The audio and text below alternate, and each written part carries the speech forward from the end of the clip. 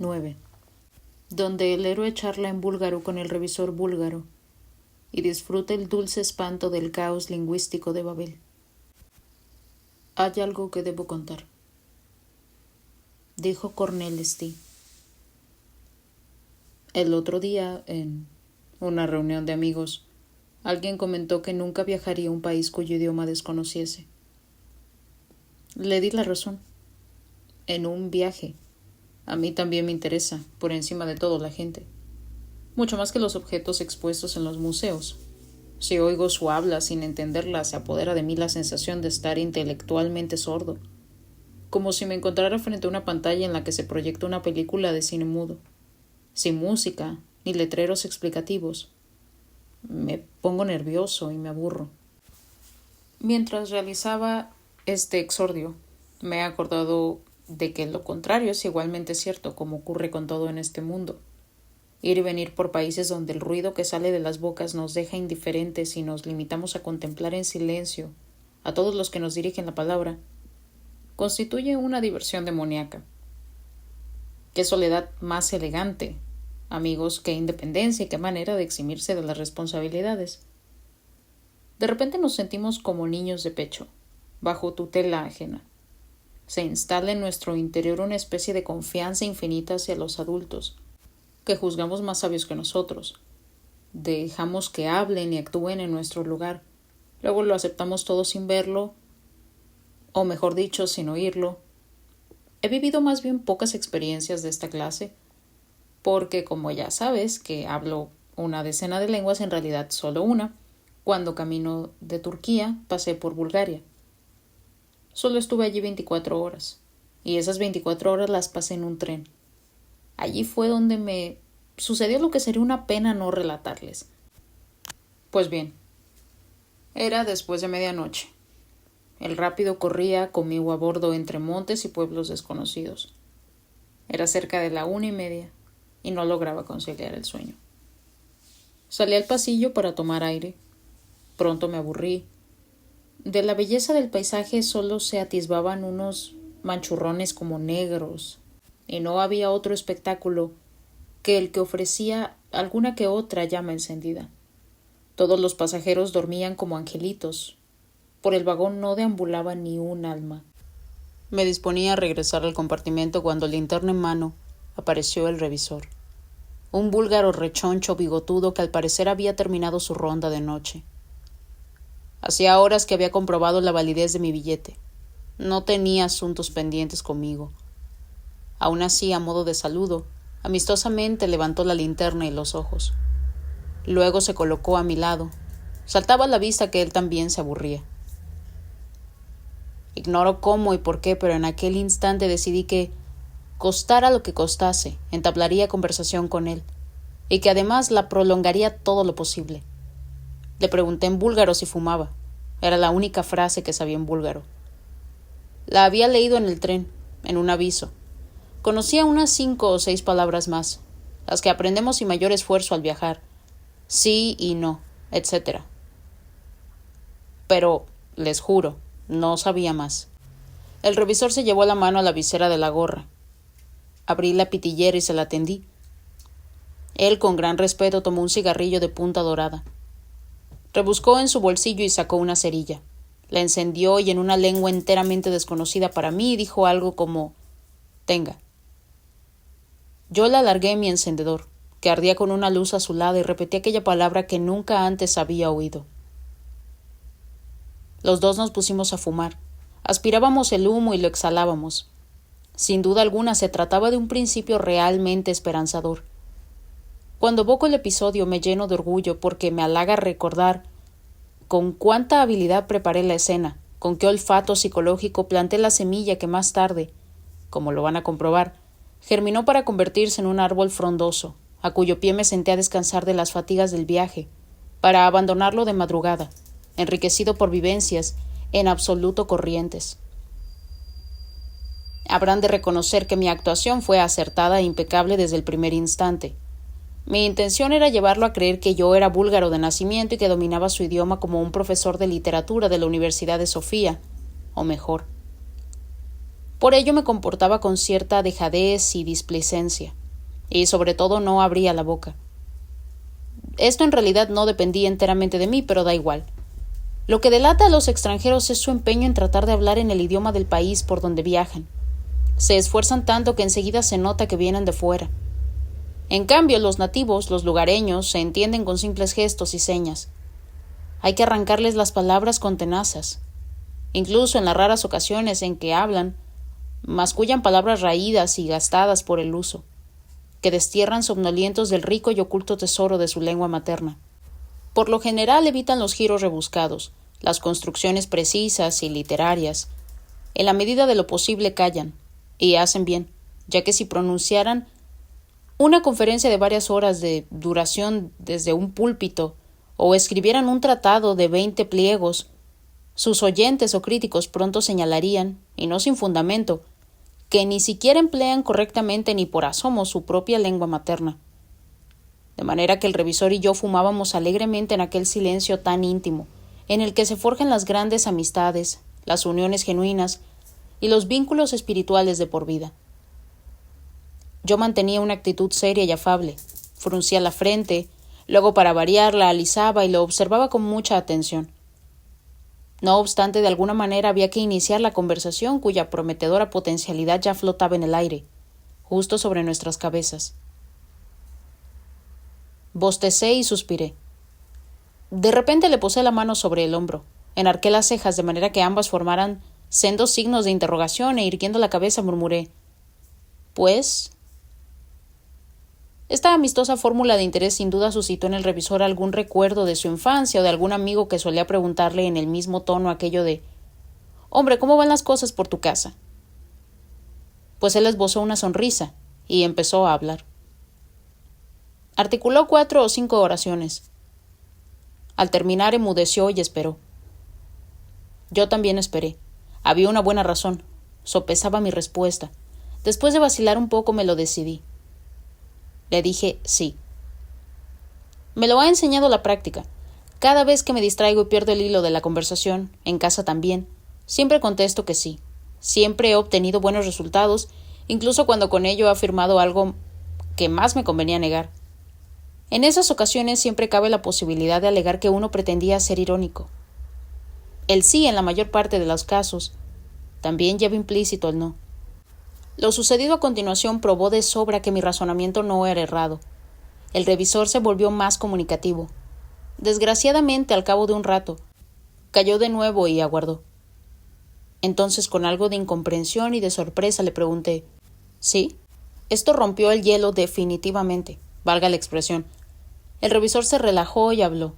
Habló durante alrededor de un cuarto de hora, con simpatía, probablemente también con amenidad, de forma tan incesante que no hubo necesidad de calentarme la cabeza pensando qué contestarle. Había alcanzado mi primer éxito rotundo. Con las palabras que fluían a borbotones de su boca quedó patente que ni en sueños me consideraba un extranjero. Sin embargo, yo debía sostener aquella ilusión por muy sólida que pareciera.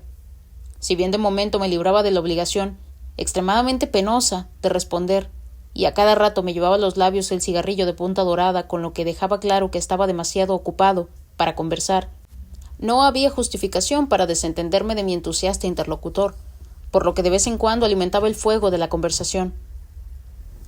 ¿Que cómo lo conseguía? Pues no con palabras. Me conducía como un actor consumado, con todo mi cuerpo. Movía la cara, las manos, las orejas y hasta los dedos de los pies, según el caso. Por otro lado, también debía guardarme de los excesos. Aparentaba prestar atención, pero no una atención forzada que hubiera despertado sospechas, sino una atención que unas veces decaía y se apagaba, y otras veces se avivaba y llameaba. Pero también me ocupaba de otros detalles. Ocasionalmente esbozaba un gesto para indicarle que no entendía lo que me decía. Ustedes naturalmente pensarán que eso era lo más sencillo, pero se equivocan. Queridos amigos, se trataba de lo más difícil de todo. Como yo no entendía nada en absoluto de lo que me contaba, tenía que procurar que mi incomprensión no fuera demasiado obvia. No me equivocaba, el revisor simplemente repetía la última frase y yo asentía con la cabeza como diciendo: «Ah, eso es otra cosa». Más adelante ya no hacía falta atizar el fuego alegre y chispeante de la conversación con aquellos trucos. Ardía como una hoguera. El revisor parloteaba sin parar.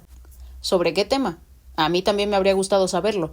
Sobre el reglamento ferroviario, o sobre su familia e hijos, o bien sobre el cultivo de unas zanahorias. Todo es posible. Solo Dios sabe de qué hablaba. A juzgar por el ritmo y el tono de su discurso, refería una historia jovial, alegre, larga y coherente, que avanzaba lenta y majestuosamente por un cauce épico y ancho hacia el desenlace. No se apresuraba en absoluto. Yo tampoco. Dejaba que divagase, que desviase su curso como un arroyo, para luego desembocar de nuevo en la corriente principal y acogedora del río. Sonreía con frecuencia. Se trataba con toda seguridad de un relato lleno de picardía, y algunos de sus pormenores eran abiertamente picantes, cuando no obscenos y escabrosos. Me guiñaba el ojo con complicidad y prorrumpía en carcajadas. Yo me reía con él, aunque no siempre. En ocasiones no participaba de su hilaridad. Quería evitar mimarlo en exceso. Solo raramente apreciaba ese sabroso y cálido sentido del humor, surgido de su corazón con el que sazonaba la narración. Eran las 3 de la madrugada, ya llevábamos 1:30 charlando, cuando el tren empezó a frenar. Nos aproximábamos a una estación. El revisor agarró la linterna, se disculpó por irrumpir la plática para apearse, pero me aseguró que pronto regresaría, y entonces me contaría el final, el desenlace de aquella historia, que sería lo mejor de todo. Me asomé a la ventana. El aire matinal me refrescó la cabeza, que me zumbaba ligeramente. En el cielo color ceniza se abrían los capullos de peonia del alba. Delante de mí se extendía una pequeña aldea que olía a nata. En la estación aguardaban unos cuantos labradores y algunas mujeres con pañuelos. El revisor hablaba con ellos en búlgaro, al igual que conmigo, pero con mejor resultado porque los viajeros enseguida lo entendieron y se encaminaron hacia los vagones de tercera, situados al final del tren. Unos minutos más tarde el revisor estaba de vuelta a mi lado. La sonrisa ni siquiera se le había enfriado de los labios, y continuó con su historia con evidente regocijo. Poco después llegó el alegre desenlace que había prometido.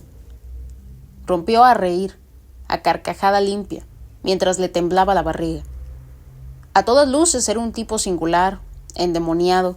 Todavía muerto de risa, metió la mano en el bolsillo de su abrigo.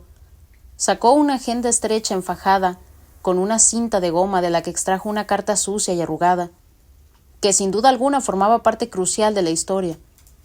Era tal vez su elemento clave, y me la puso en la mano para que la leyera y emitiese mi opinión. Dios mío, ¿qué iba a opinar yo?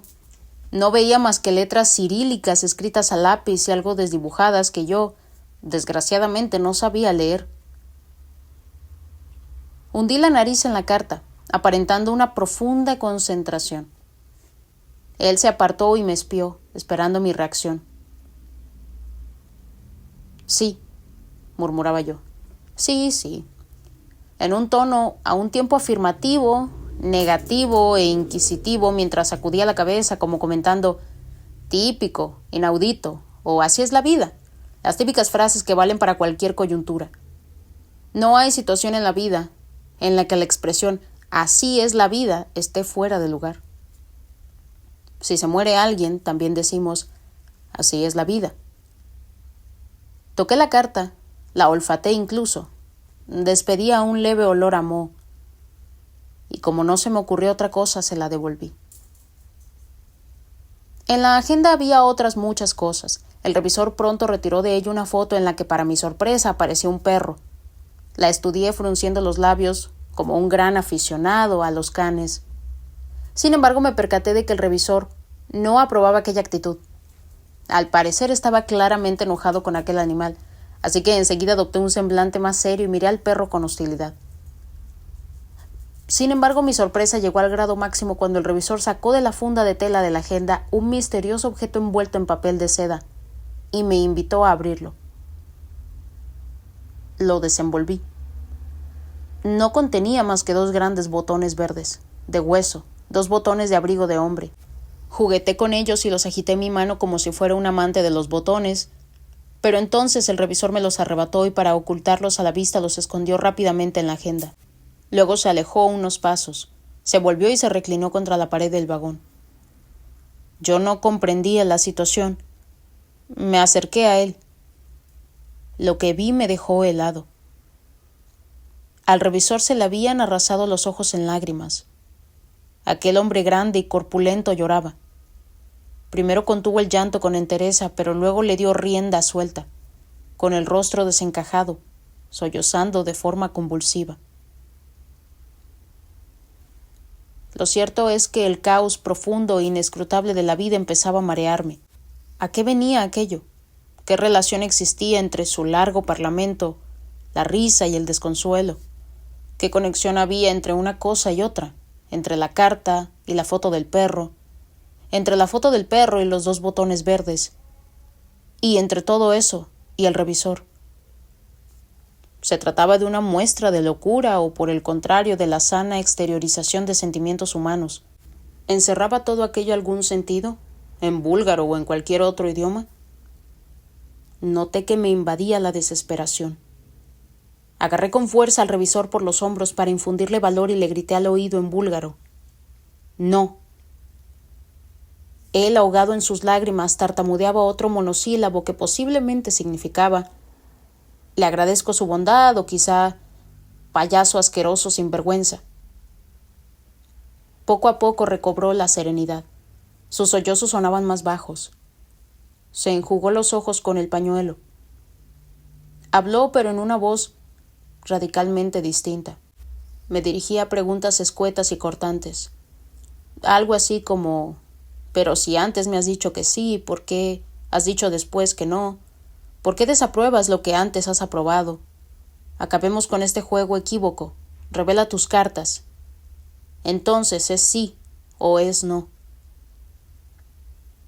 Me lanzaba las preguntas con una vehemencia y un apremio cada vez mayores, como una metralleta contra mi pecho.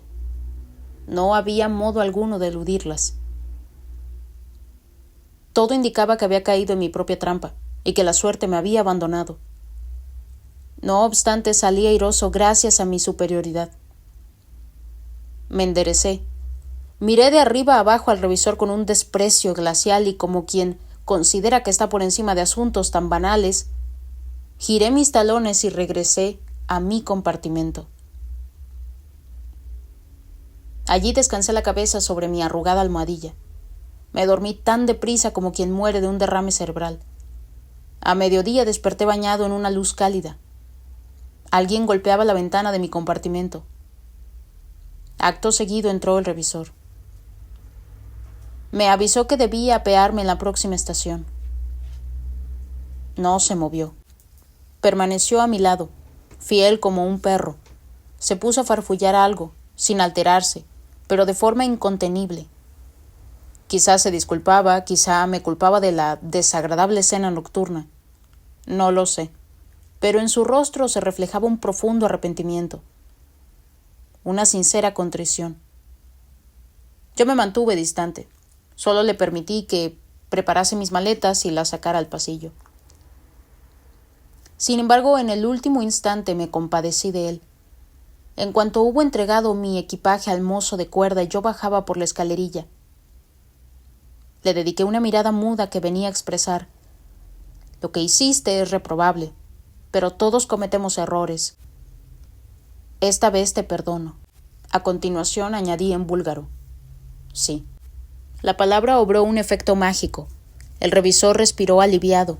Se le iluminó el semblante. Recuperó la jovialidad de antes. Desplegó una sonrisa de agradecimiento. Se cuadró para saludarme. Se quedó así, inmóvil, tras la ventanilla, radiante de felicidad, hasta que el tren partió y él desapareció para siempre de mi vida.